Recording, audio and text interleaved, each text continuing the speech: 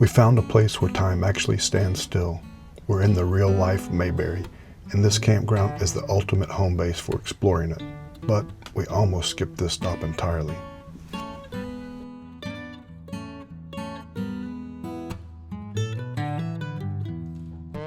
That's right, we're at Mayberry Campground in Mount Airy, North Carolina. If you grew up watching Andy and Barney, this is the town that started it all.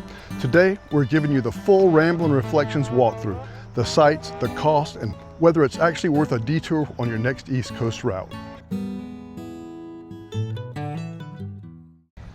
If you're planning to pull your rig into Mayberry, you're going to want the nuts and bolts of how this place actually works. So let's break down the logistics. First up, the location. You'll find them at 114 Byron Bunker Lane, right here in Mount Airy, North Carolina. Now site-wise, this isn't just a small stop. They have 127 sites available.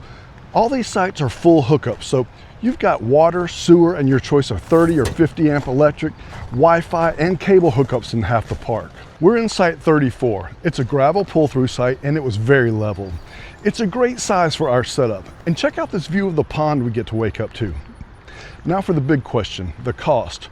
For our stay, we paid $60 per night, and if you stay a week, you get the 7th night free. But honestly, the check-in experience is what really set the tone for the whole trip. It was more like a reunion. Our friends that we know from Myrtle Beach, they worked the front desk, and we hadn't seen them in almost a year. And they greeted us with so much love, it felt like no time had passed at all. And that's the kind of vibe you get here at Mayberry. And they've got a fully stocked camp store. There are more RV parts in this store than most of your camping worlds, I feel like. They've got a great selection in here. So if you're in Mayberry and you have some sort of a breakdown, or if you just need to add something to your rig, there's a really good possibility they might have it in this store. In this little building over here, that's their snack shack. They have got hamburgers and hot dogs and ice cream, just about anything you could want. Snow cones, chocolate bars. You can get your sweet tooth fixed right here. We've also got Thelma Lou's laundry house right up here. It's right by the office. You got 2 working washers and 2 working dryers in here. And they've got a second laundry house right over here. Same thing, 2 washers and 2 dryers. Mount Airy is the actual hometown of Andy Griffith, and it served as the real-life blueprint for the fictional town we all grew up watching. You can visit the Andy Griffith Museum or even walk through the home where Andy grew up. But for me, the magic is in the spots that still feel like they're stuck in the 1960s, like Floyd's Barbershop or grabbing a bite at Snappy Lunch. I'll be honest, I expected it to feel like a bit of a tourist trap, but walking these streets, it actually felt like stepping into the television set. There's a genuine charm here that's hard to find. It's less about the theme and more about the fact that the town really is this friendly. And that same hospitality carries right back over to the park's amenities. While you're enjoying the peace and quiet, you've also got 2 catch and release fishing ponds right here, plus picnic shelters, including one with a full kitchen, which is a huge plus if you're traveling with a group or hosting a family cookout. Hey, if you've got kids or grandkids visiting, there are 2 playgrounds to keep them occupied. And for those of us living the RVer life, the essentials like clean showers and Wi-Fi are all right where you need them.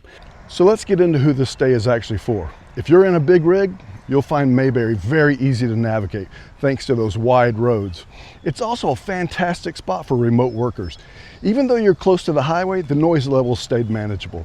It made it a pretty solid base for exploring the area. Now, what makes this place truly special is the history. The campground is actually part of the original farm where Ing and Chang Bunker, the world famous Siamese twins, they settled back here in 1845. And at one point, their land holdings here reached around 2,000 acres. And incredibly, this property has remained in the family for over 180 years. It's still owned and operated by their descendants today. And also worth noting, they have tent camping spots set up right here in the front yard of the historic bunker house. Hey, if you're a tent camper, that's a huge win since you're right near the main house and amenities. Overall, Mayberry Campground, it was much more of a community family legacy feel than a secluded woods vibe. And for us, it was perfect. It was a welcoming place to base out of while we enjoyed the local history. So would we come back? Absolutely, hands down. Since I've officially started a new mission at least, the Surry Sonker Trail. Now you might be asking, what the heck is a sonker, Steve? Well, it's a local legend around here. It's a unique deep dish fruit cobbler that's usually served with a sweet milk dip. We did actually try one in nearby Pilot Mountain, and let me tell you, it was pretty dang good.